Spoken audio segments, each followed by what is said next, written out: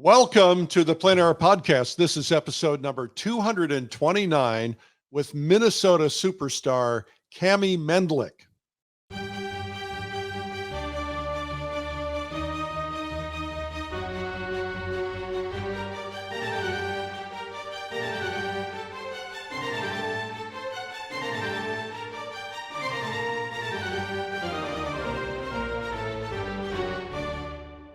This is the PleinAir Podcast with Rhoads, publisher and founder of PleinAir Magazine.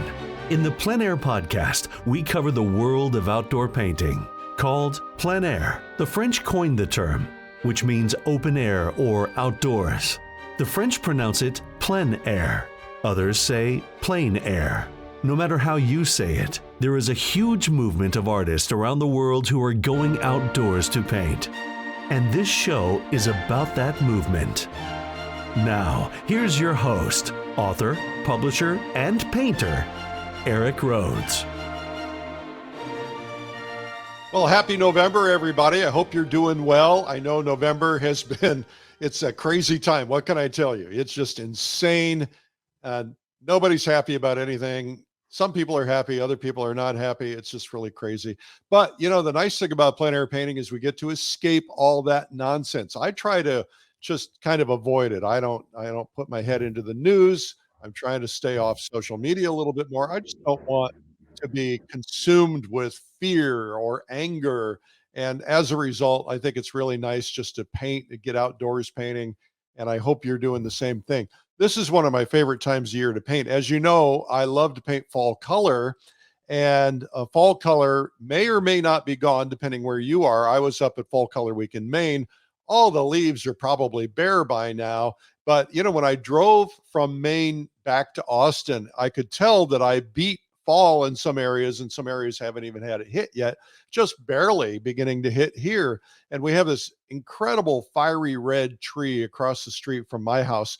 And I try to paint it as an annual tradition so I can kind of see my progress. How am I getting, am I getting better?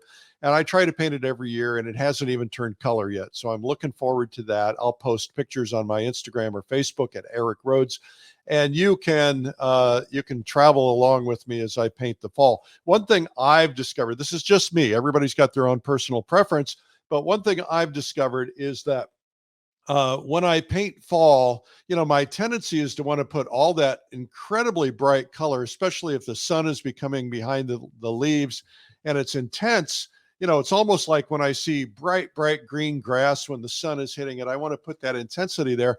But when I do, I end up with garish looking paintings. And as I study paintings in museums, I realize that they gray things down. So what I've tried to do a little bit is I'm putting a little complementary color into my reds or my oranges or my yellows and graying them down. Sometimes I'll put a little chromatic black in there instead. That'll gray it down. And when things are grayed down, it's just a little tiny bit more pleasing to the eye. At least I think so. And then in the focal point, I'll just put that pure chroma on there and punch the color. And the whole thing will feel colorful, even though the whole thing isn't as colorful as you might think it is. So anyway, that's kind of what I do. I'd love to hear what you do. Put them in the comments or something. Also, I'd like to know what you want to hear on the podcast, or who you want to hear, who you want to see interviewed. Just drop me a note, eric@pleinairmagazine.com, and I would love to hear from you. For any reason, I answer every single email. Sometimes it's a little hard to get to them, but I do it. And I would love to hear from you. And especially, anybody who is in a different country, or you're in a, you have an interesting story, or you're in an interesting journey, you're beginning and you're learning. I'd love to hear about that. So drop me a note. We are so honored. PleinAir Podcast continues to be number one in the FeedSpot 2021 top 15 painting podcast list. And we're working on number 2. We'll see how that goes. You can subscribe wherever podcasts are available. And there's a lot of places. And of course, if you don't know that, this podcast is available on audio and video. So we'd love to have you tune in. On the video portion, sometimes we show some pictures. We don't talk about them, but we show them. Coming up after the interview, I'm going to have the Art Marketing Minute, where I try to help you with art. As you probably know by now, I pride myself on being really good at marketing. And I was in marketing way before I was in art. And so I've been trying to bring some of that skill to you. And I'm always spending time trying to get up to date and learn the latest things. And so we'll talk about that. Um, I've noticed things are starting to heat up. And what I mean by that is, the Plein Air convention was coming up in Denver in right before COVID, and then we had to cancel. But we had 1,200 people, our largest ever, registered, and we were like minutes away from being sold out. And now it's about to happen again because we're going back to Denver in May. A lot of the people originally signed up are starting to re-sign up, and people are learning it's our 10-year anniversary, and we're going to be celebrating. We also have a mystery celebrity guest, and that's going to be a big deal. I've been dealing with this person's agent. We're talking somebody really big and famous. And so that will be happening. And then we've got a lot of other things happening. I guess, now that people are getting out again, I think people are going to be coming back. We've had a lot of events, once in a while somebody gets sick at something, but everything's a scratchy throat these days. Let's hope, knock wood, that continues. We have a pre-convention workshop with Lori Putnam. We're going to have online streaming if you can't attend in person. We have about 80 instructors, including like C.W. Mundy. The great C.W. Mundy is going to be on stage. We've got Alvaro Castanet, the great watercolorist, Daniel Sprick, who, by the way, even though he's known as one of the top figure painters in the world, there's been a PBS documentary about him. He is an incredible plein air painter, and he manages to nail the values so well. And he teaches a lot of things about new ways to look at perspective. So you're going to want to see that. Anyway, just come to the Plein Air Convention. And if you want to sign up, you know where to go, pleinairconvention.com. Speaking of signing up, we have a big event coming up. We just wrapped up Realism Live, with some of the top realist painters and instructors from some of the top academies. Now we're going into Watercolor Live, which is coming in January. It's a great Christmas gift. It is a great gift for yourself. And, in the wintertime, for most of you, some of you are listening in other parts of the world, maybe it's not wintertime for you, but great time to just kind of sit back, spend 3 or 4 days and focus on watercolor with the best watercolorist in the world. And we have an incredible faculty. I won't get into it now, but you can check it out at watercolorlive.com. And by the way, this year's Realism Conference was bigger than last year, in spite of the fact that COVID was still going on a little bit. This year's Watercolor Conference is bigger than last year. So we're getting a world audience. It's a lot of fun. You get to know people. We have a lot of fun. Just go to watercolorlive.com. And last but not least, I just want to mention to you that on the last podcast, I talked about subscribing to Plein Air Magazine, because a lot of people didn't even realize we have Plein Air Magazine. And yet it's the #1 selling art magazine nationwide in America at Barnes & Noble. We're pretty excited about that. That's been going on for a few years now. And we have a print edition coming out every other month, and we recently redesigned it, and that's just pushing subscriptions. Everybody's subscribing now, and we had a massive number, hundreds of new people subscribed last week, which is really flattering. Thank you for that. And it's better than driving to the newsstand and picking it up, because it's cheaper when you buy a subscription, comes in your mail, something to look forward to. And the new design, we're really, really proud of. Kelly and the team just really knocked it out of the park. So go ahead and subscribe at pleinairmagazine.com. Now, today, it's going to be a little different, but not a lot different. We have a guest who is Kami Mendlik. She's a fabulous painter. She's an author of a new book she spent 12 years in the making. It's called Color Relativity, and it's an expensive book. But you know what? I have an autographed copy, and it's worth every penny. It's really good because you can learn a lot about her process and what she's learned, and how to use the chromatic palette properly and so on. Anyway, it's called Creating the Illusion of Light with Paint. And she is the founder, Kami is founder of the St. Croix River School of Painting in Minnesota, Stillwater, Minnesota. She still teaches there, and she's got this 16-acre farm where she teaches that she bought, I don't know, in 2014, I think, and converted an old barn into a really cool place for painting. And so if you're up in Minnesota, you're lucky. Kami's coming out with a new video. She was here in Austin, Texas at our soundstage, and she stayed in the world famous artist cabin. That gave me a chance to get to know her a little bit. She's fabulous. You would love her. We're going to be doing a new video announcing that soon. But anyway, I had Kami in the soundstage in Austin, so I took advantage of that opportunity and did the podcast interview over there. So let's get to that interview right now. Welcome to the PleinAir Podcast. Today is an unusual podcast because we're not able to be in the podcast studio, but we're in our soundstage in Austin. And my guest on the podcast today is Kami Mendlik. Kami, we're so excited to have you here. I'm excited to be here in Austin. Yeah, you are a rock star painter. You've got a really great career, and we're going to learn all about that. And you have a new book out, which I'm excited about because you gave me an autographed copy. Yeah. And I was flipping through it. I haven't spent a lot of time with it yet, but I was flipping through it last night. And this is like a lifetime achievement. I don't think people realize, I'm a publisher, I realize, but I don't think people realize what goes into creating something like this. When did this project begin? 12 years ago. 12 years. 12 years ago. I thought it was a decade and then add 2 to 3 years of editing and designing, and then here it is. Yeah. So big job. When you decided to publish a book, what's going through your head? You know, I didn't actually necessarily even decide to publish it in the beginning. I've been teaching for over 20 years now. And, you know, I have a strategy that I teach that's just kind of slowly marinated and developed over watching students, struggle with color. So they've been telling me for years, like, you've got to write a book, you've got to share this with people. And I just kind of kept putting it in the back of my head. All along, I was photographing my demonstrations and my trials and experiments and in this, applying this strategy. And I guess I just started documenting it, writing it. I have a desire to write, and I just do. And I was not trained as a writer, I'm not educated as a writer, but it just like painting, I have this desire to write down my thoughts because they're so busy in my head.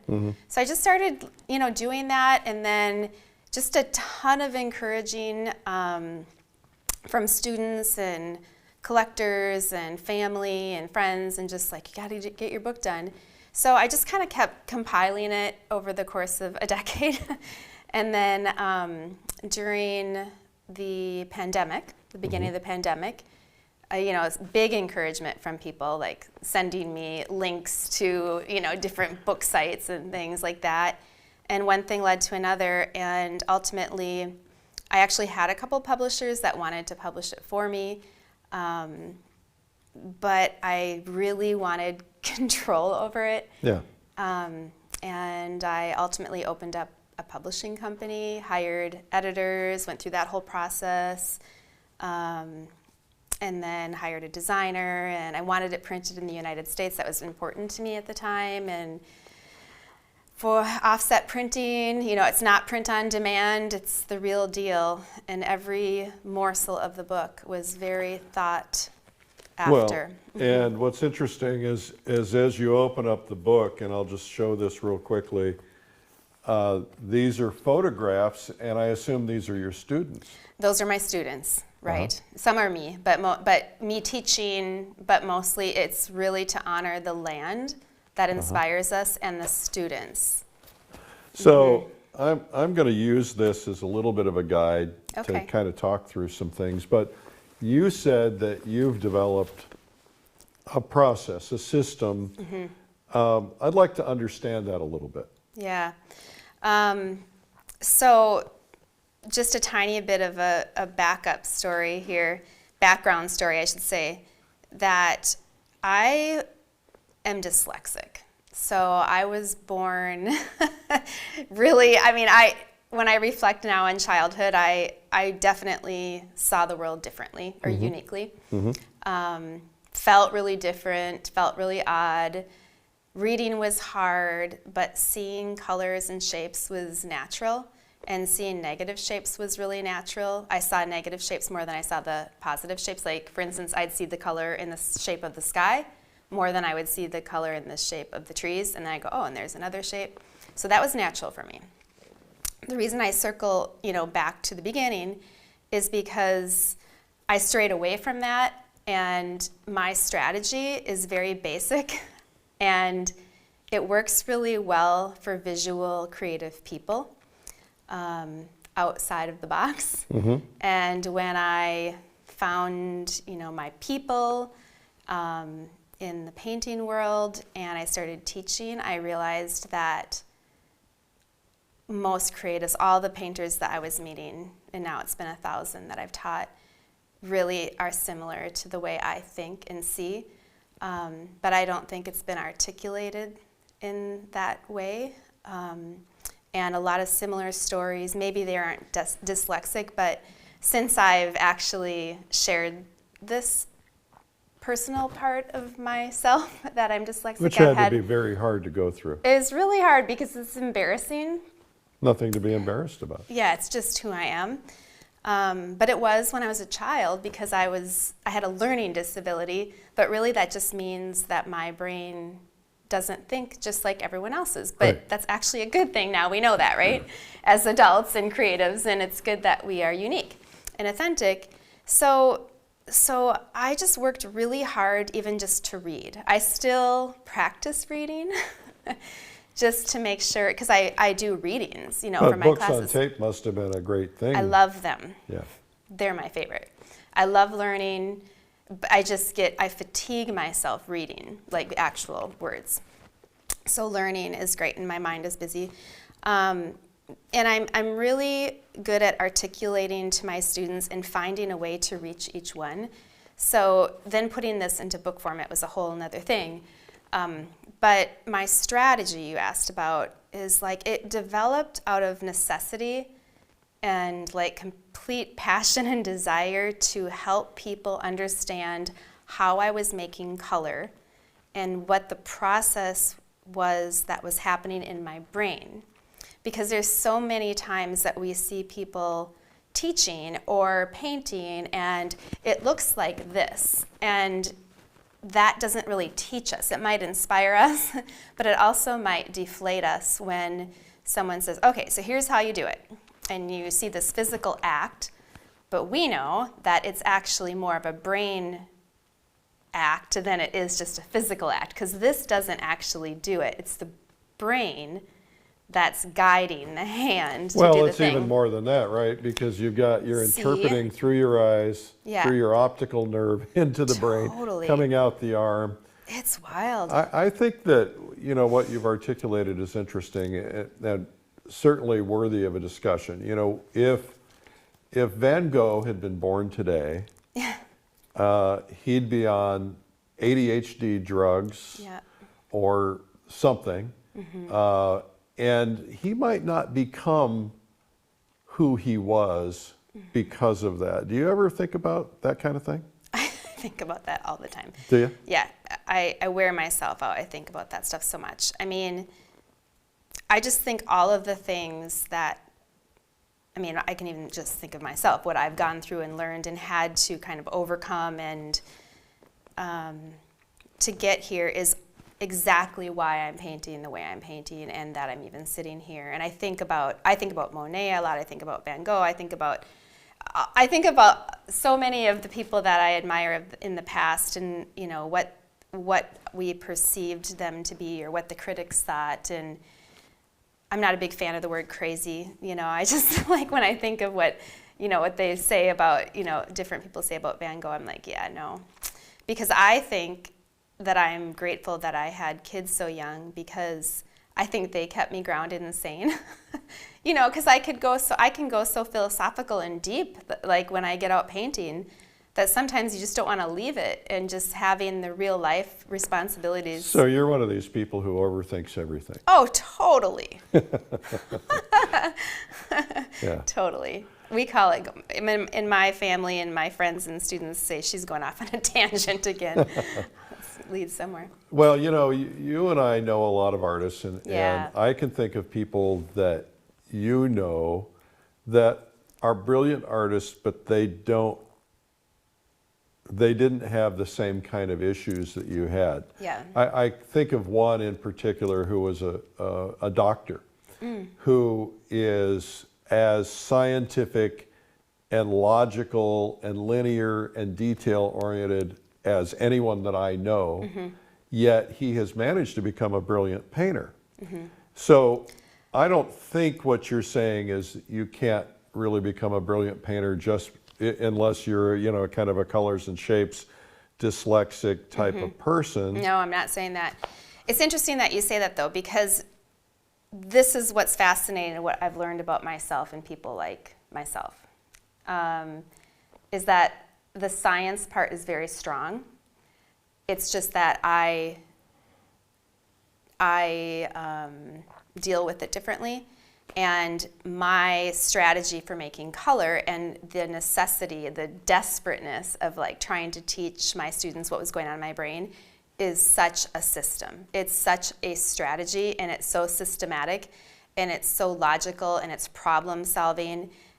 It's not a formula, because I don't think anything in painting is a formula, but it is definitely scientific, and it's in the use of the primary colors and the prismatic, like the recession of warmest to coolest, and relativity, and just breaking it down. So it is a system, and I think it really helps to erase all the noise and all the gray zone of anything could happen in painting, but to break it down. So it is actually, I've learned about myself that my dyslexic brain definitely desires and loves a system. My spirit, the wild spirit in me, didn't want anything to do with that early on, but my passion wanted to master painting badly enough in my lifetime, or at least attempt to, that I knew that I needed fundamentals. So I am totally fundamental properties of color, drawing, composition, value. Like, I'm rigid about it. Yeah, so I'm sure we have very similar opinions in this kind of a thing, and if not, it doesn't matter. But, you know, today, maybe not entirely today, because things are starting to shift, but there was a period of time, my brother, for instance, went to art school. He wanted to become a fine artist, and they basically said to him, nobody does this anymore. You don't need to learn to draw. You don't need to learn to paint. You just need to be expressive. And so we have had 50, 75 years of art instructors telling everybody to be expressive, but they don't have the foundational principles. Right. And yet the people that they idolize or want to emulate in some way, Picasso, classically trained. Yes. And I equate this to a photography course I took for a couple of weeks years ago with a guy named Fred Picker. And Fred, I was about a week into the course, I said, you know, we're not doing any of the creative stuff, any of the fun stuff. And I can remember what he said. He said, until you get to the point where you can make the camera work for you instinctively, where you don't have to think about it, you can't be creative. And I think the thing that these people are missing is if they had these foundational principles and they got those locked into their brains, they can be as free and creative as they want, but they don't have, but by not having them, they're actually hampering their freedom. Totally. And I think that without foundation or being academically grounded in the fundamentals, you know, when we're doing representational painting, I just think it leads to frustration. Because I think we have a burning desire to do this thing, or we wouldn't be doing this thing, because there's so many people on this planet, and most of them are not wanting to paint. But we want to paint, and the people even that are probably watching this have either a desire to, or they're interested in it, or maybe it's drawing, or whatever your medium is, but something in visual arts. And I mean, I know that we agree on this, that, you know, you can't say enough about how important it is to study and to know where the keys are inside and out on the piano before you make beautiful music. Right. So it's so parallel to the Right. other So arts. if somebody went up to a piano and they just started slamming Banging, it, yeah. probably nobody would be very interested in it, and yet that's the musical equivalent to what some would say is modern art. I'm not trashing it. Yeah. I love the fact that people can be expressive, but I do think they'd actually gain freedom by learning some essentials, and I think that's really important. Go ahead. Well, I was going to say, when you said freedom, I just think that's everything to authenticity. I think we all are just striving for freedom, and I think that what takes our freedom away in painting, which brings us to authenticity and truth of our work, is fear. And I think the fear comes from not being confident in, I'm all about making color, and if you're not confident that you know how you made the color, how you got there, then you're stingy with your paint, or you're saving that little last morsel on your palette. And so I think that knowledge and practice and having a foundation or a strategy of that you can always hang your hat on and you can just go to and you can practice this. And that's what my book is on. It's like, here's exercises that you can do this so that you can shed the fear, because what I want for everyone, I truly do. I don't know why I'm so passionate about this, but I just am. I want people to experience freedom so they can express themselves, because painting is a language and it's my most true form of communicating. I've practiced speaking, but that's not my truth, that my desire where words, fall short is painting. You can say things with your colors and with your So paintings much that more you true. can't articulate. Yeah, it's a feeling.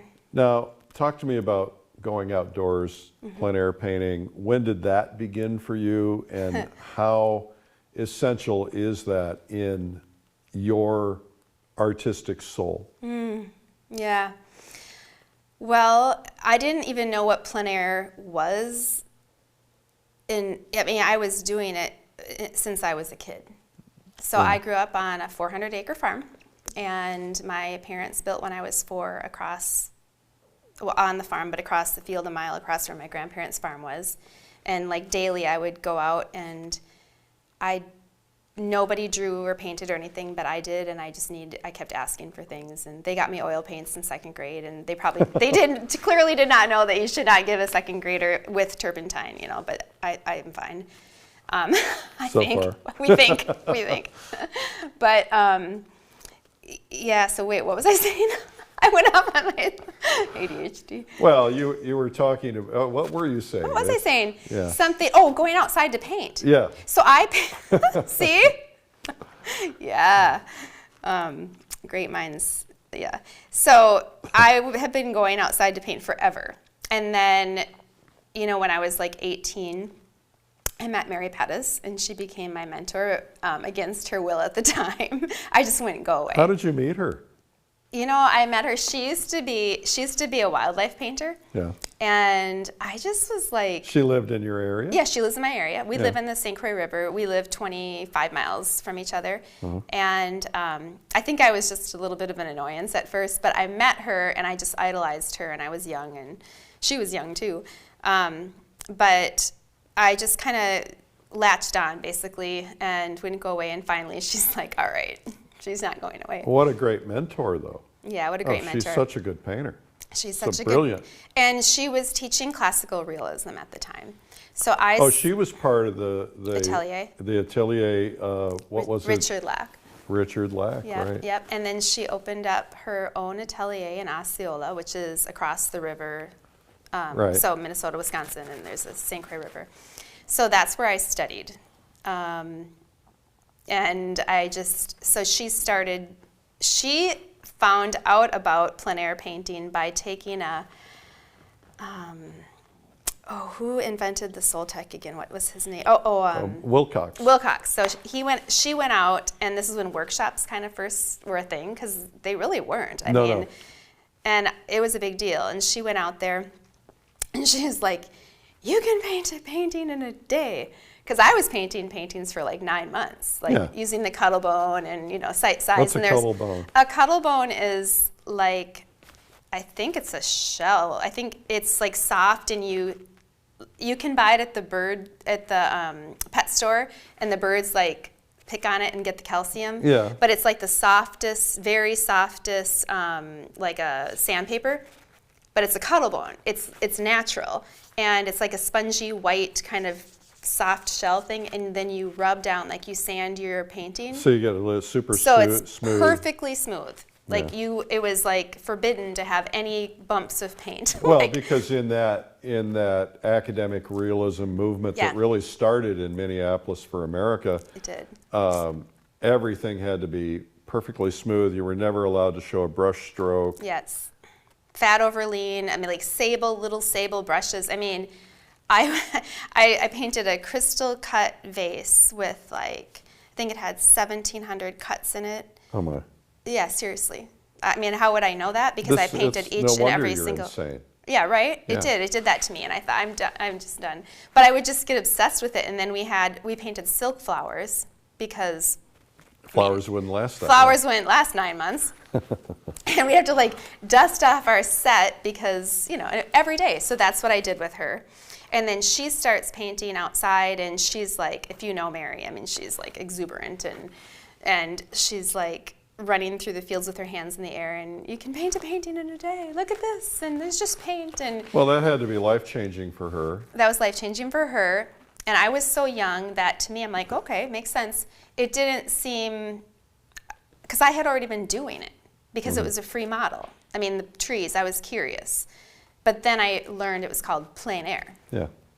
And then, I've just been doing it ever since. And it is definitely my favorite way to paint and my most inspiring way to paint. But I spend probably more hours painting in the studio now, like on big paintings.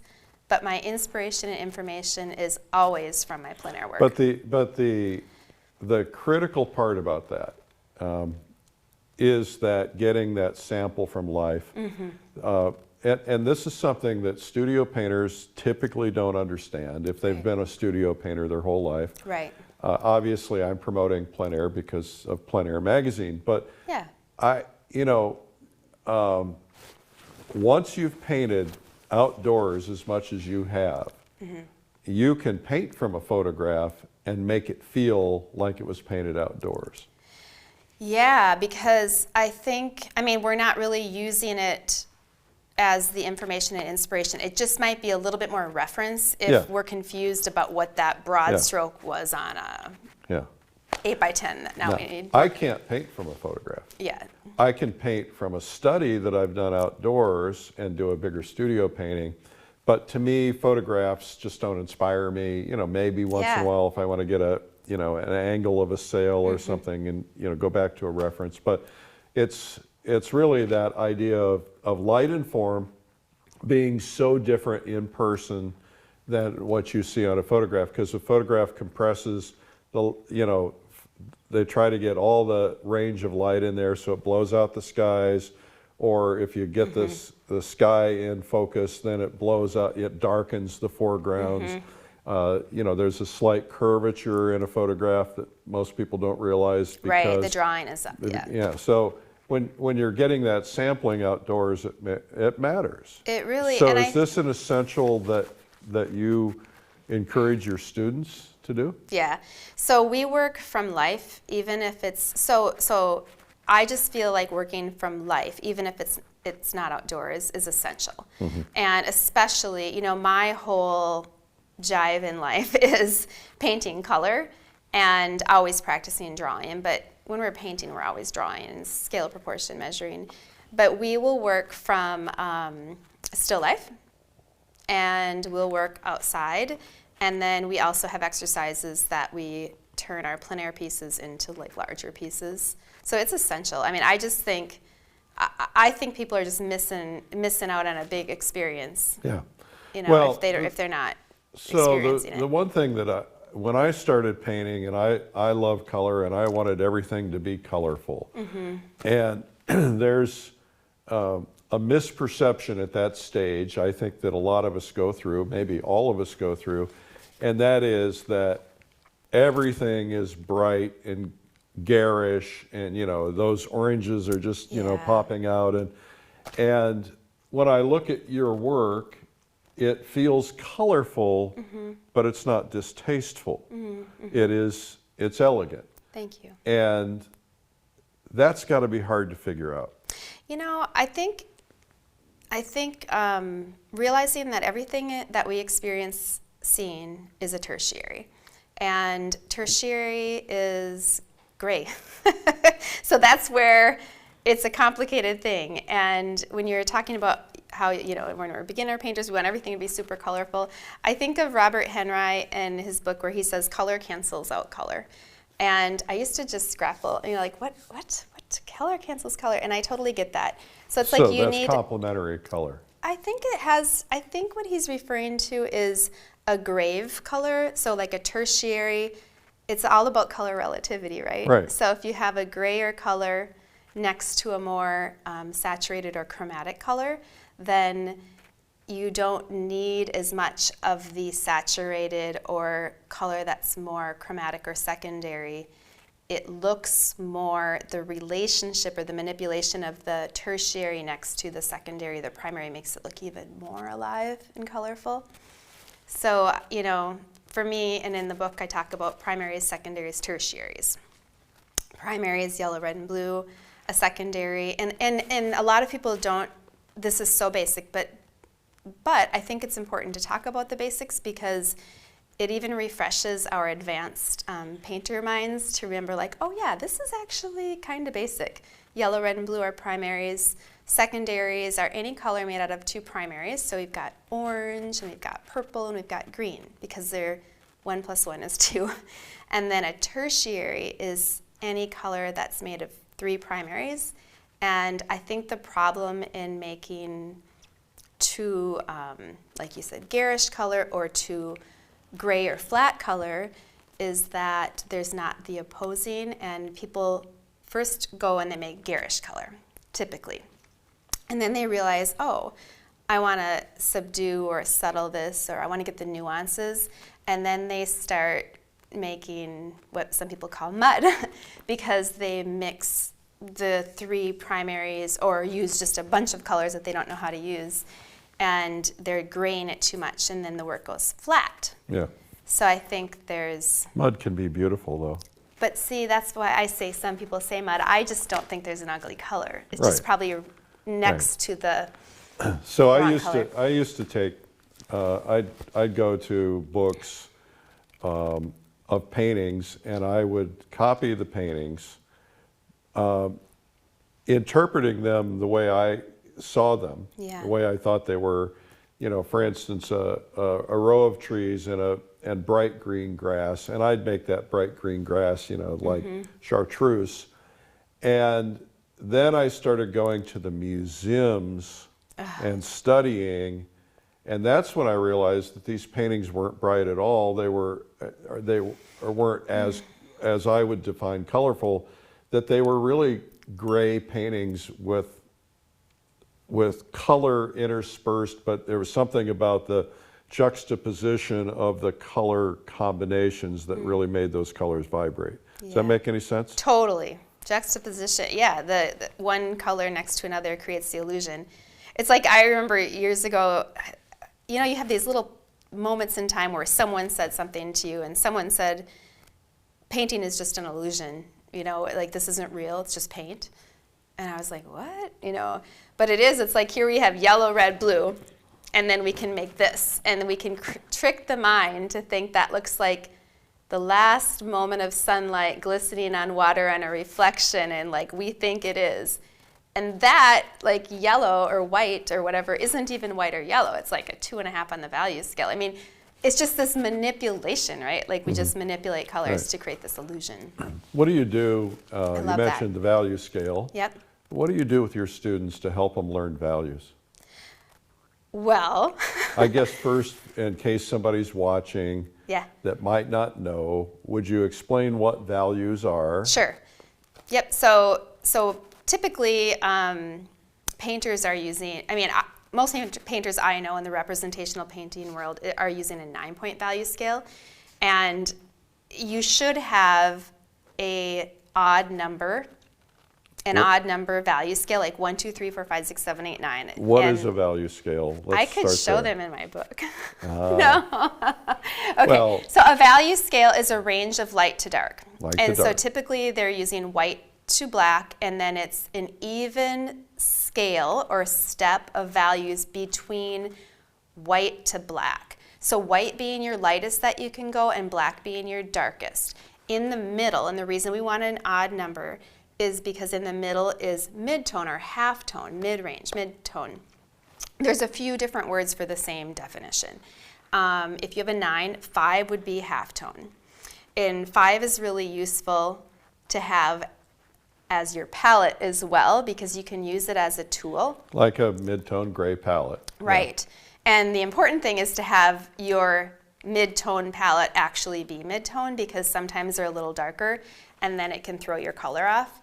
So for instance, let's just say, okay, so a value scale is a range of light to dark, okay, and it's a gradation. So I think that everything in painting has to do with gradation and being able to control lightest to darkest, darkest to lightest, warmest to coolest, coolest to warmest. So it's controlling these gradations. So we use, painters use values to create the illusion of light. So like in my book, I show my paintings in just black and white to show the value of value. And then I show them in color. And even without the color, you can see the light effect with just the value. It's the second chapter. And it's just so valuable, pun intended, but I can't help it. And it's just important. But there's different keys of light that you can use to manipulate or employ your value scale. Like you have a mid-range light effect, and that's when you have a clear separation of light and dark. So anything in your lights, like that would be something being hit by light or by sunlight, but you only want one light, not like multiple lights in a studio. That area would be 1, 2, 3, or 4. So be lighter than 5 on your value scale or on your palette. And then anything in shadow in a mid-range would be 6, 7, 8, 9. And to keep your values tight, you typically want to avoid 1 and 2 and 8 and 9. Right. And then save the 1 and the 9 for extreme light effects. Yeah, and never use... like barely ever use them, right? I mean, you almost never use pure white in anything or Right. pure black in anything because it'll stand out. Yeah. Won't Yep. blend in. Yep. You talk in your book we talked about plein air painting. You live in the Minneapolis-St. Paul area, which is extremely cold in the winter. Do you get out and paint in the winter? A lot. Because I saw in here car painting. Yeah. Tell me about that. So I kind of have a general rule that if it's 20 degrees or lower, I don't stand outside and paint, just no matter how many gloves and heat packs, it's still hard for me. But I definitely get out and paint 20 degrees and above, and just dress appropriately. I love it. But there's just times, the winter, the days are super short too. Yeah. And so you just sometimes really want to get outside. So I will paint in my car, and usually I'll just climb over to the passenger side. I've got a Honda Pilot with like a sunroof that has a moonroof too, and I can just leave that open. I crack the windows, I use Gamsol, and it's so peaceful. I love it so much. I started doing it when my kids were young, and I would just need to they were like fighting or something, and like, I'm going car painting for an hour, and I would have just like a 6x8, but it's just so, I've given myself like Pashad challenges doing that, and it just feels good. Yeah. And you're right. Once you've practiced painting in plein air enough, it's actually the easiest kind of painting, because you're just studying what's in front of you and making decisions. You're not creating big ideas. Except for the fact that the light is constantly changing. Yeah. And, those things which you have to get used to. What's the key to painting snow? Looking at it, everything is shapes of color. Okay. And I really think I think that's the key of painting anything that people think is difficult. I mean, I like to find, I don't just paint cast shadows and light, I paint overcast days and snow, and as long as you are looking at the world in abstract shapes of colors, and like pick 3 to 5 big shapes and then just start breaking them down. Henry would say that you have to dart your eyes around constantly, because if you stare at snow or a bright object for too long, you're going to change your irises and it's going to change your colors. Yeah, he's talking about color relativity. Compare, don't stare. So you have to keep moving your eyes, exactly what you just said. Move your eyes around all the time. I find it helpful to squint a little bit, and I know some people say to paint values, squint, to paint color, eyes wide open. I think everything helps to kind of squint because it takes out the detail for me. Although, lately, I just have to take my glasses off and it takes out the detail. But well, we were talking last night in my studio. Yeah, it was fun. You were telling me something I think it would be worth mentioning. Okay. You know, I teach art marketing. You're doing something that I think is really unique. You essentially have found a new way to sell your paintings. Oh, well, yeah, I mean, I don't know if it's not new for me, Well, because maybe I shouldn't say a new way. Yeah. It's not Unique, a traditional or standard way. Yeah, it's definitely not. So I have been, how do you say something without saying the background a little bit? So I have been supporting myself and my children. My kids are 22 and 24. And you're a single mom. Single mom since I became a single mom when they were 4 and 5. Oh my. So. And you've supported yourself with your painting since that time. Yes, and that is the truth. There was no other income, no other jobs. No, just child support. You know, So none of that. No. Sink or swim. So basically, yeah. So and really, I mean, I'm not saying everyone. I think we can do it, and I just knew that I had to get good at what I was doing. I had to get creative. I needed to feed 2 beautiful kids, and that's pretty motivational. I knew that if I had to, I could always go waitress, and I used that as like security in the back of my mind. Like, you can do this. If you have to do this, you can go wait tables, or you can flip burgers, or do whatever. You will work. You will feed them. But I didn't want to, and I also really had the desire to become.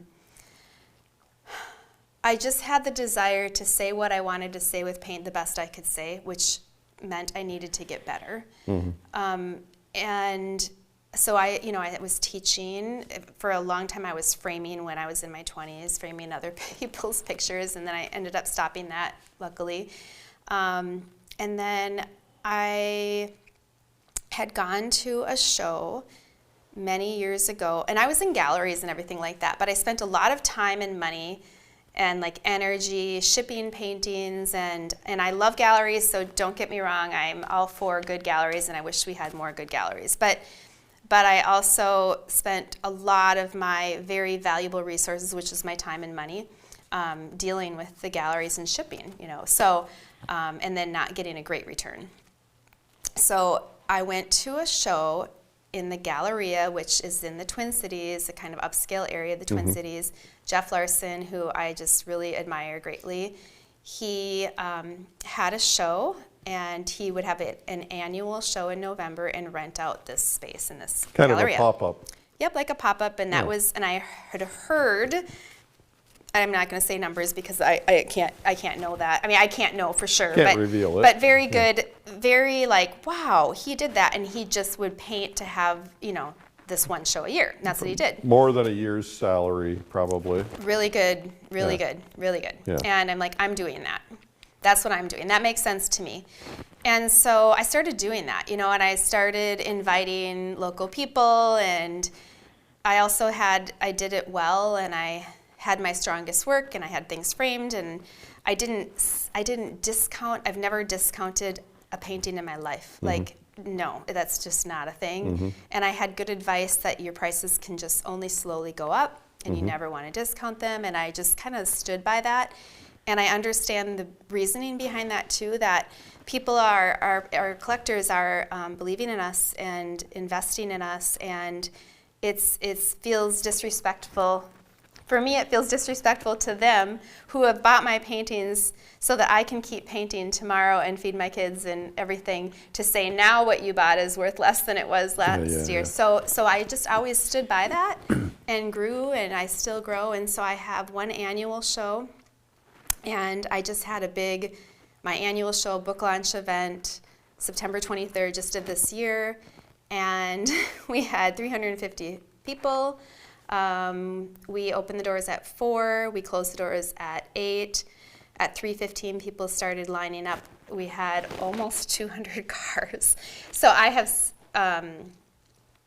almost 20 acres, just under 20 acres, and that's what I bought 9 years ago. And you have a barn. Yeah. And you did the show in the barn. I did the show in the barn, Yeah. but I turned the barn into, it's finished, it's heated and AC and everything like that. But we would let a certain amount of people in every 10 minutes.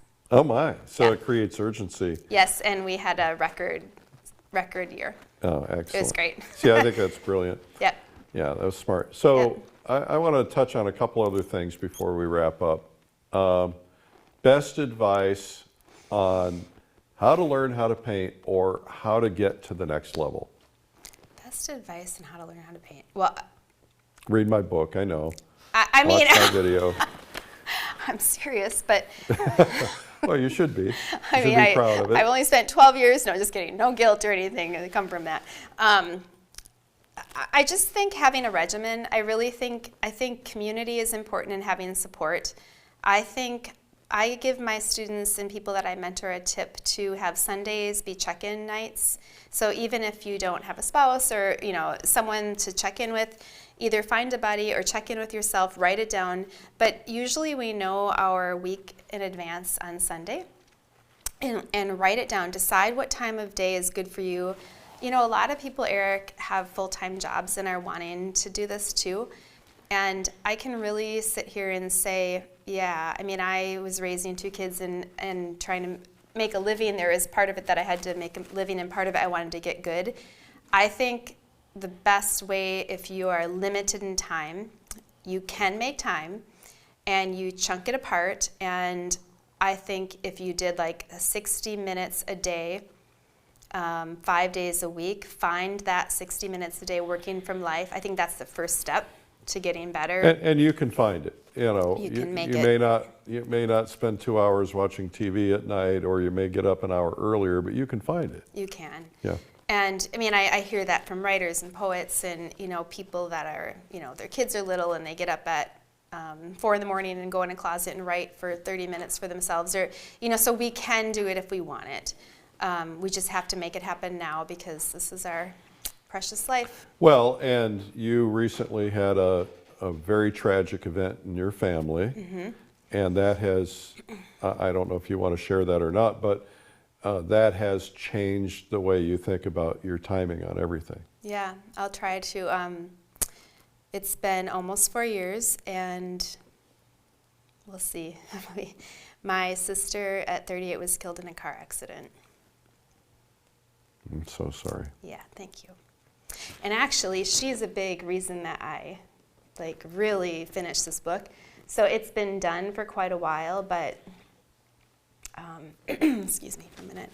But the painting on the cover is called Into the Silver Lining. And the book had to be square because I had to have that on the cover.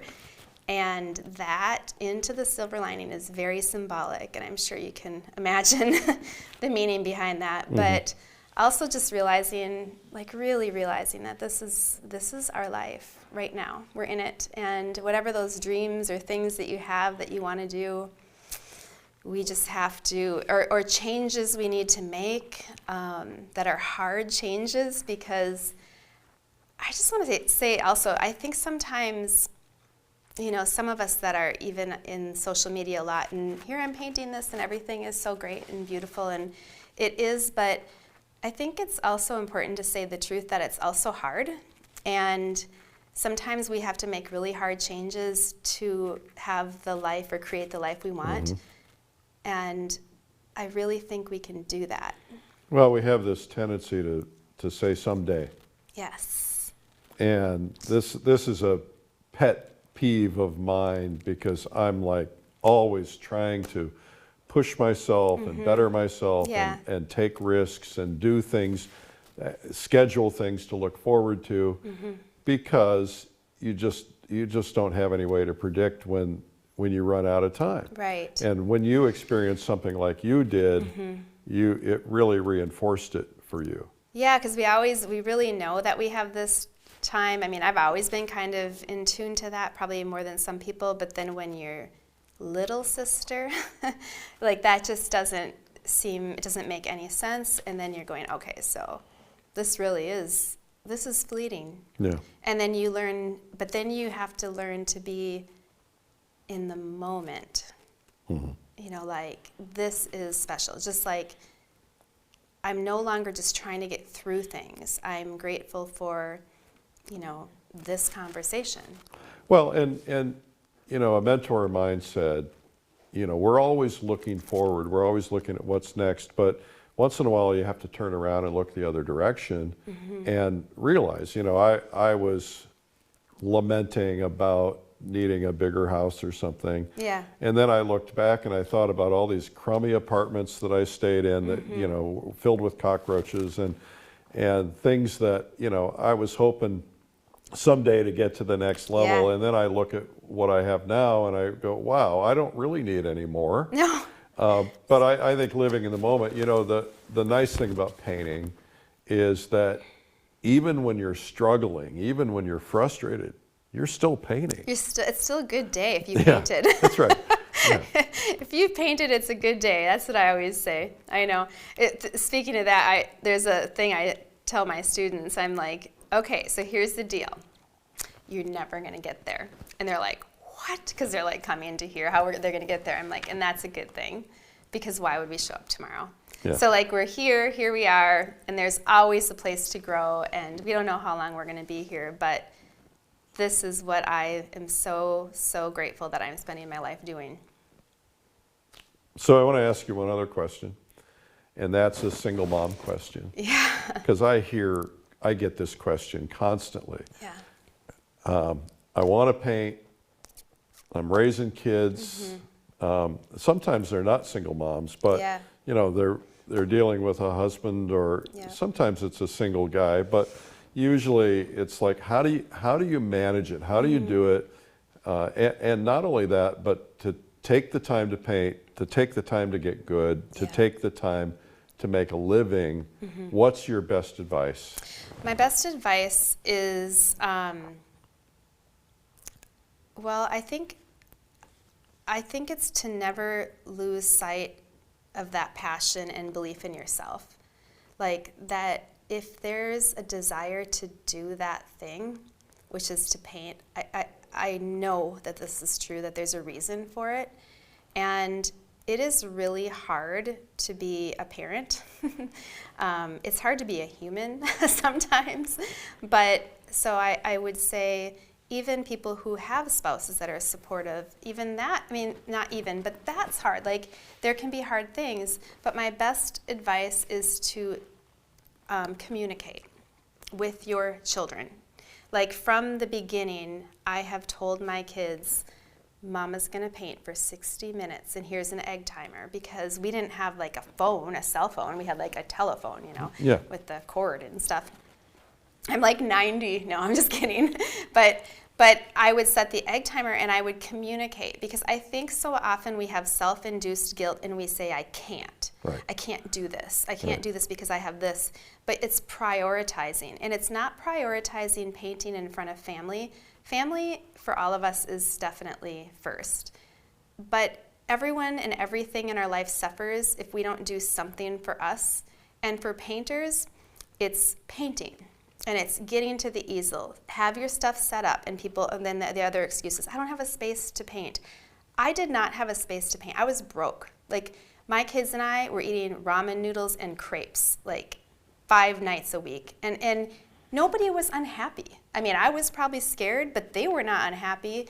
And it was like, I communicated with them. And I got rid of the self-induced guilt that I'm doing something wrong by doing something for myself. My kids were happier. They would, if I wasn't painting for a couple days, they'd say, Mom, why aren't you painting? So they got used to that.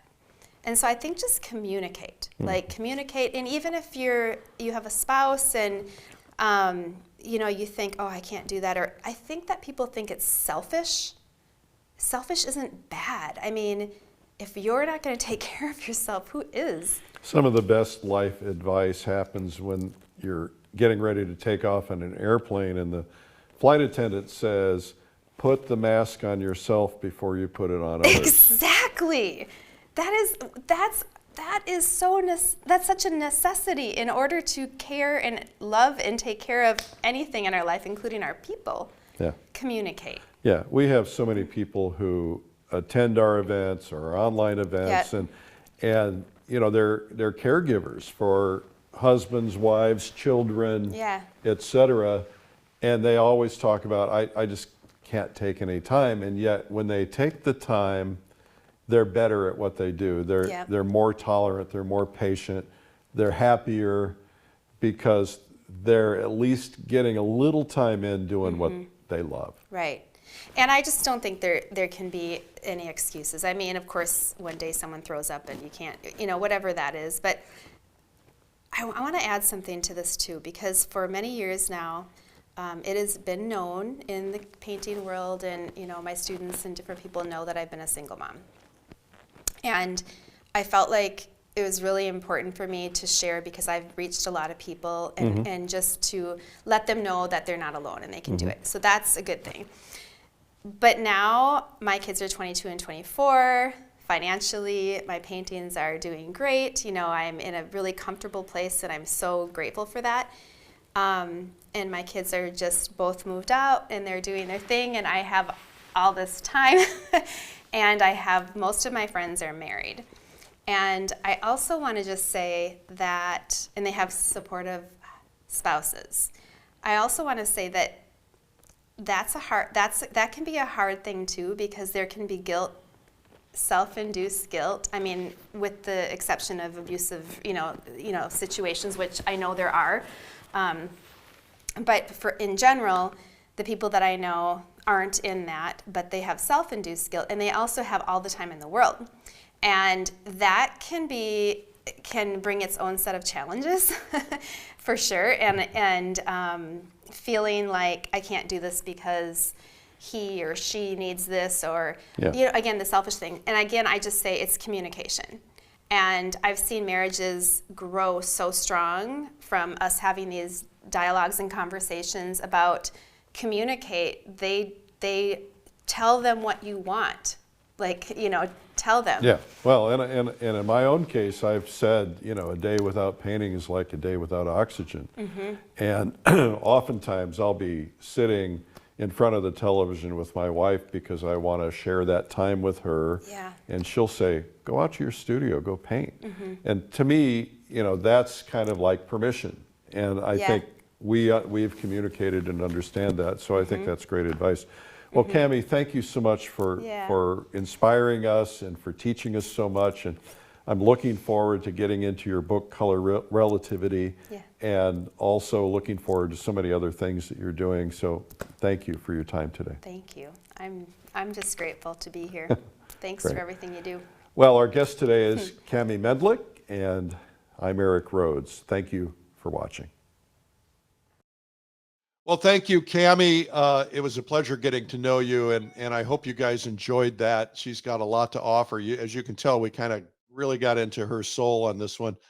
All right, now let's improve your sales for 2023, right? We've still got time.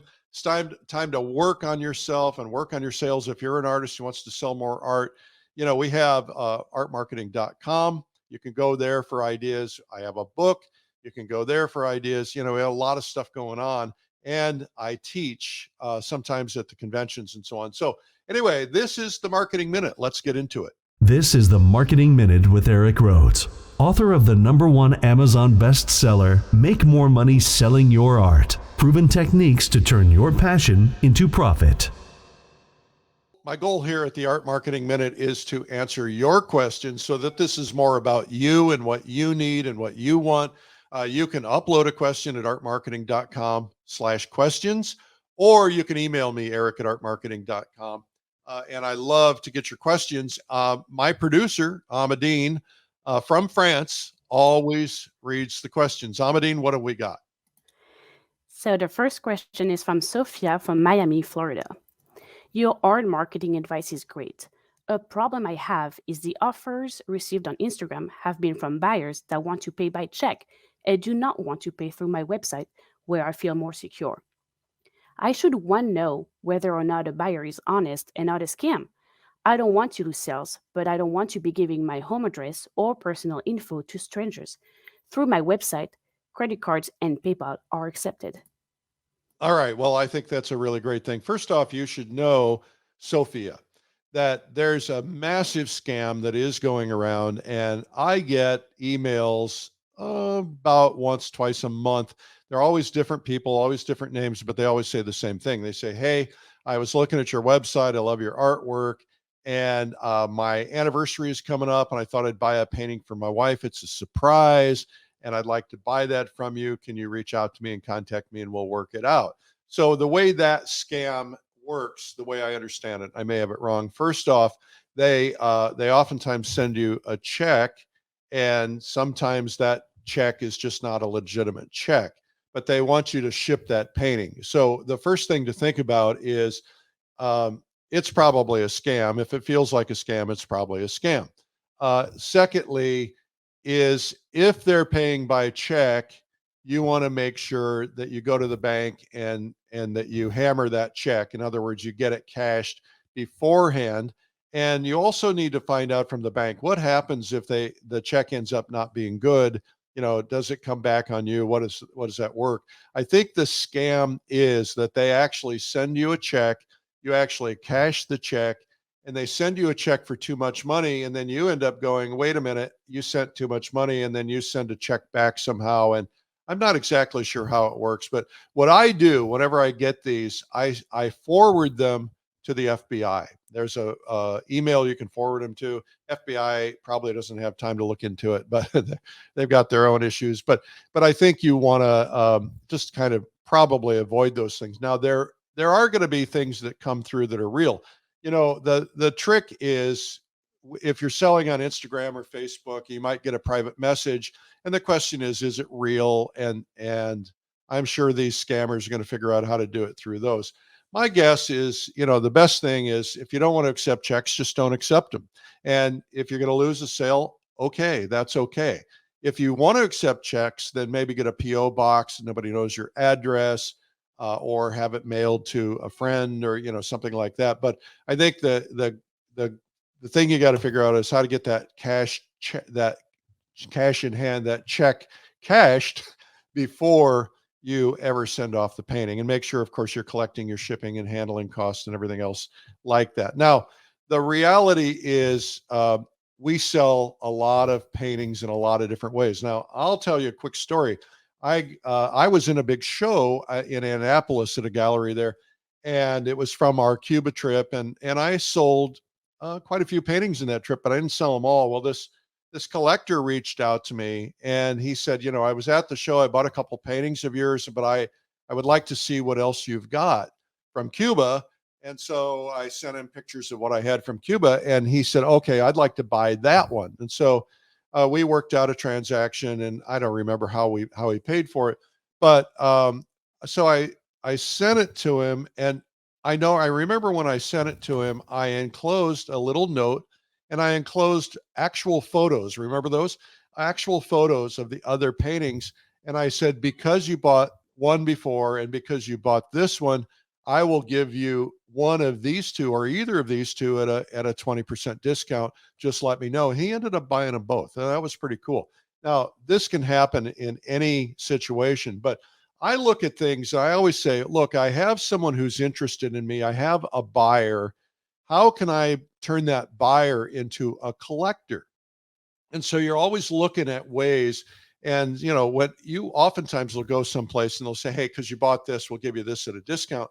That's called an upsell, and they're trying to get you to spend more money. And they're figuring, well, it's better to give them a discount now than to hope that they'll come back and pay full price. And so that's kind of the methodology behind it. So you might want to think about, how you do something like that. Now, you ask about payment.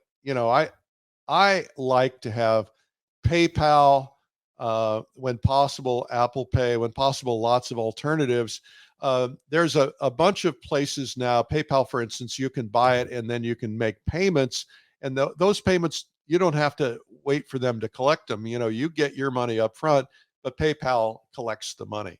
And even if they don't pay, that's PayPal's problem, or somebody else's problem. So, you can do Venmo. There's a lot of different things you can do, but make it easy for people. And there are people out there. We have PaintTube.tv, and we still have some people who insist on paying by check. So we have our system, what I explained to you, and we just double check that. And do we get burned? Very rarely, but once in a while you do. So be very careful about that. Anyway, good question. Even though it's not specifically a marketing tactic, in terms of bringing people in the door, really all of these things about business are important, and they're important because you've got to make sure that your business is running smoothly. And my wife was telling me a story about, she took our car into the car dealer the other day and for some repair, and she said it was effortless. She walked in, they handed her the keys to the loaner. She walked back in, they handed her the keys. I mean, there was no paperwork, there was nothing.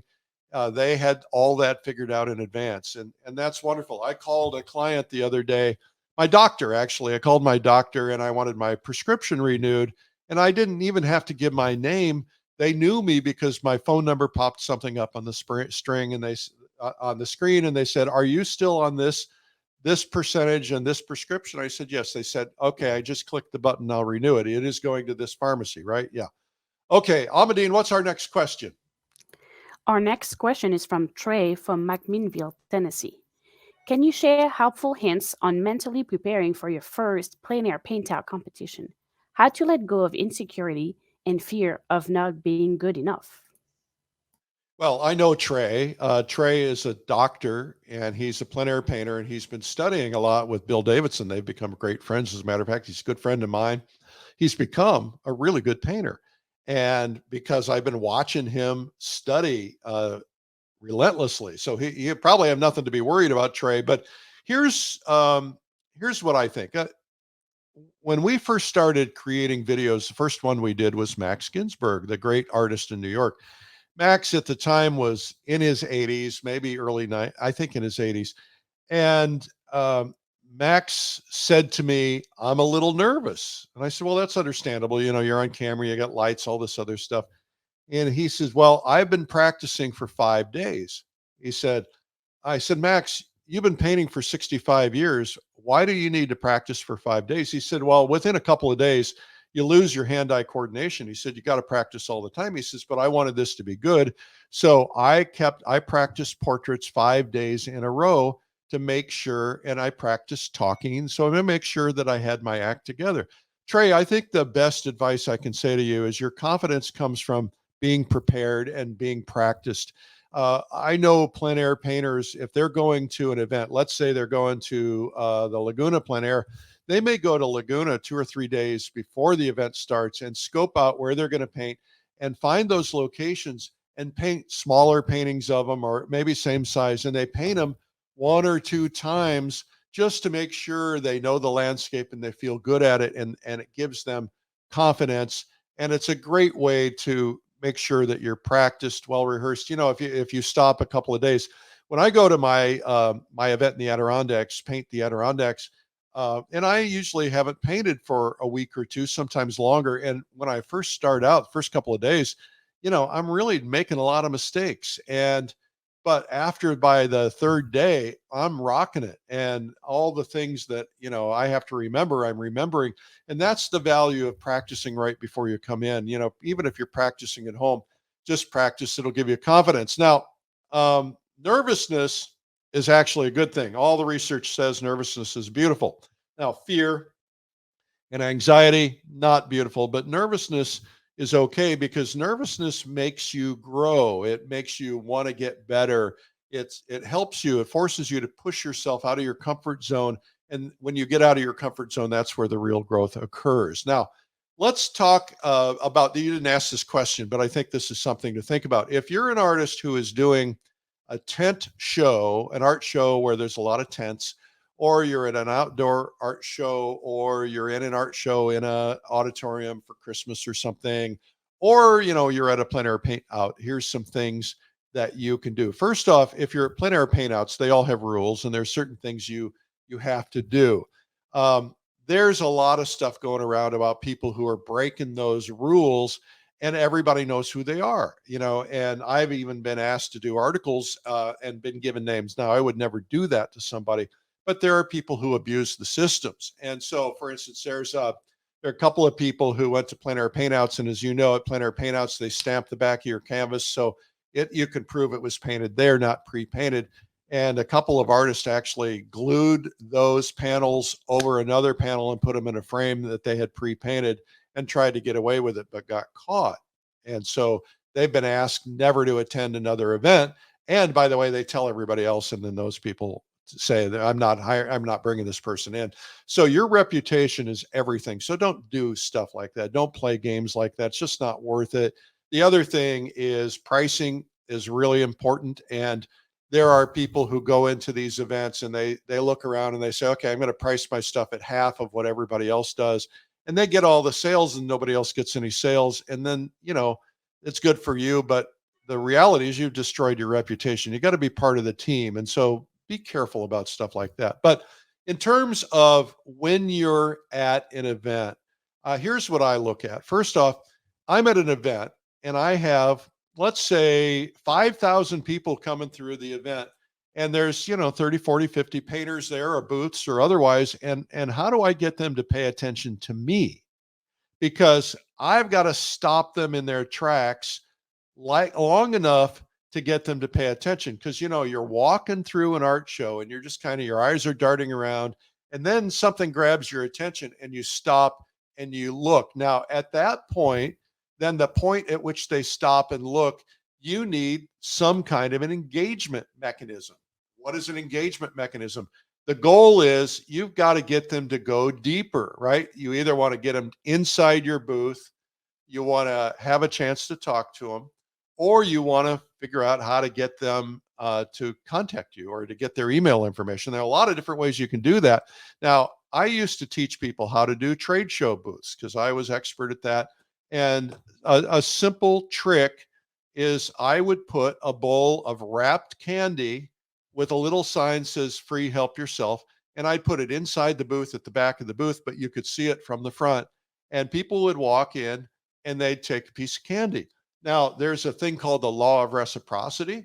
And it's kind of like, well, now they feel a little obligated to pretend to be interested, and you get a chance to talk to them for a minute. And sometimes just that 1 minute is an opportunity to kind of switch them and get them to think about something or get them interested. So, look for little things like that. Now, how do you get people? How do you stop traffic? Well, in a plein air show, it's about being different. If everybody else is doing the same kind of painting, what can you do that's not the same kind of painting? And so, that's why a lot of the people who are doing more abstract, more colorful, more different approaches at plein air events, like Lon Brower or Laurie Putnam and so on. I don't think Laurie does those events anymore, but I think the idea is that they really stand out. And so that helps them get attention. So what can you do to stand out? Another thing, it's an old gallery trick, but it's very effective. Galleries know that if you have a great big painting that you see through the window, it really grabs attention and then draws them in. So can you do a great big painting and hang that up? And yeah, the bigger paintings are more expensive and they may or may not sell, but the idea is you want to draw people to your booth. And so if you have a really great big painting of the town that you're in, first off, somebody's probably going to buy it, but secondly, it'll draw people in. So use something to draw people in. Now, if you're at a tent show, you can't do stuff like this at a plein air event, but if you're at a tent show, you could have something outside of your tent to grab people's attention. Maybe it's a giant skeleton with something dressed in a funny way with a funny sign. Maybe it's something that people want to get their picture taken in front of for Instagram or Facebook. And you want to make sure that your signage is in there so it'll be seen when they're getting their picture, and that'll help you virally, but it also it also gives them your name. And if your paintings are kind of in that picture and they take a picture and maybe they saw you at the tent show and they walked on and they don't remember your name, which happens all the time. Now they go through their photos, they go, oh, there's Eric Rhoads. That's the guy that had that painting. And, now they go to your Instagram and now they figure out how to reach you, direct message you, et cetera. So there are a lot of techniques about stopping traffic. So look for something to put on your booth. The other thing that's really a great idea is first off, I like big signage that's up above people's heads that gets people's attention, and get a QR code on there and give them an incentive, right? So, get my free book of all my paintings. Just scan this QR code. They scan the QR code. They put their email in. You send them the book of your paintings automatically, but now you've got their email address so you can market to them. They may or may not be interested. There's a whole chapter on that in my book where you can kind of go into that kind of a thing. Now, once you get their email addresses, there's a process, and you want to be respectful of them. But you can get their email addresses through a QR code. You can get them through a visitor book, which is kind of old school. You can do a drawing where they can win something, a painting or a prize or a print or something. And the best way for the drawing is just the QR code. Win this painting, scan here, and now you're getting their email address.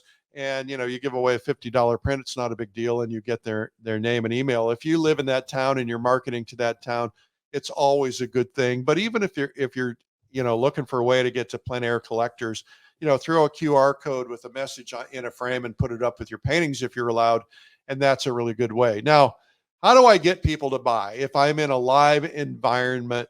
The first thing I want to say is I don't like manipulation. In the old days, car dealers, they're manipulative people. I don't like that. There is training that teaches you some things you can do to engage people. And, you've got to get them out of their I'm not interested mode. And so it's not manipulation, it's engagement. The first thing is never be dishonest. You've got to tell the truth all the time. The second thing is always ask questions. If somebody comes up to you and talks to you for a minute, have 3 or 4 questions in your mind that you can ask people, and just to get them, to keep them there longer. The more they talk to you, the more chance you have of selling them. And because they're always like, guard up, I'm not interested. And so you just say, hey, do you have any original paintings in your house? And they'll say, well, no, I never had one. And then you can say, say something about that, and then ask another question and so on. But some people are intimidated by original paintings. So you can talk about that a little bit, but you can kind of guide them in, but ask questions. The second thing is you can look for ways to create what's called scarcity and what is called urgency. So scarcity and urgency, like, somebody's looking at a painting. Now, don't say this if it's not true, but if somebody's looking at a painting, you can go, you're the third person today who's been interested in that painting. A lot of people have said they might come back. I don't know if they will or not, but it's kind of interesting that something about this painting is really resonating with people. It's subtle. You don't have to say, you better buy it now. You don't have to say that. They're like, oh, maybe if I want this, I better grab it. You don't have to say anything more. You just want to plant a seed. Or you can say, hey, if you like that, if you want to hold it to make sure nobody else takes it, while you look through the show, I can take a $50 deposit or something, and then you can come back for it. But I can only hold it for 30 minutes because I don't want to lose the sale. But that might be enough to pull them back. They're going to at least come back for their money. Another thing you can do is find ways to talk about your credibility or show that people have interest in you. And that is, this funny thing about that painting. I painted that painting. And the great art historian Jean Stern came by here the other day, and he said this about the painting. Now all of a sudden, you're building the credibility of you and the credibility of the painting. And if you look for ways you can build your credibility when you're having a dialogue with them without being braggy, I'm modestly, you can say, I'm really excited because PleinAir magazine just did this article about me, and I think that's really, it seems like ever since then, my paintings have been selling to more collectors. Things like that will give you credibility. Now, we all have to, we're a little uncomfortable with those things, and you have to decide what you're comfortable with. Again, I don't want you being false or lying or manipulating. in terms of scarcity, you could make it scarce. A way to make it scarce is, and again, tell the truth. But you could say, hey, it's funny. My wife told me that if this painting doesn't sell, that we're going to keep it in our personal collections because she thinks it's one of the best I've ever done. Well, that could backfire. They might say, well, you should sell it to your wife, but you might also, they might say, well, maybe this is good. Or you might look for other ways to make it scarce. Like, I've sold all my paintings today. This is the last one I've got. My shows are selling out like crazy. I don't know what's going on, but I'm really happy about it. And boom, or, these are the last two or something. And then, look for credibility builders, like putting up the ribbons if you want an award, or putting up a large copy of an article of you in PleinAir magazine or something. That will help. Anyway, I hope these have been helpful to you. That's today's Art Marketing Minute. This has been the Marketing Minute with Eric Rhoads. You can learn more at artmarketing.com. All right. Well, you guys have been very patient. I hope you have a really terrific day. Get out there, keep plein air painting. Join me at the Plein Air Convention. It's going to be a lot of fun. Join me at Watercolor Live. That's going to be a lot of fun. And subscribe to PleinAirMagazine.com. You've got to have that. I should mention that we also have an event coming up that's called Plein Air Live, which is going to be happening in March. And so we'll be talking more about that in the future. If you've not seen my blog called Sunday Coffee, I do it every week. And it's kind of fun for me to write about things that aren't always about art, but are kind of the lessons I try to teach my kids. And, we've had, a huge number of people pick it up. Last number I heard was something like 150, 200,000 people reading it. I don't know if it's true, but I don't know why anybody would want to read my stuff. That many people would want to read my stuff, but I'm honored. It's kind of neat. I'm on daily on Facebook, and it's called Art School Live. And now a new thing you can do on YouTube. It's on YouTube and Facebook. You go to YouTube and just put in @Eric Rhoads. It'll find my channel there. You can also look for Art School Live. And then you can subscribe on YouTube and hit the notification button. It'll notify you when I go live. And of course, if you follow me on Facebook on Eric Rhoads Publisher or Eric Rhoads, my personal page, then you'll get notified when I go live as well. But we're there every day, and we're interviewing artists. And most of those artists are doing demonstrations. And so that's kind of a good way to learn. It's kind of like, in some ways, better than art school, because you're getting, a lot of information packed into a short space. You don't have to wait forever. Okay, that's a lot going on. I'm Eric Rhoads, publisher of PleinAir magazine. We thank you for reading it, and thank you for your time today. Remember, it is a big world out there. Go paint it. We'll see you soon. Bye-bye.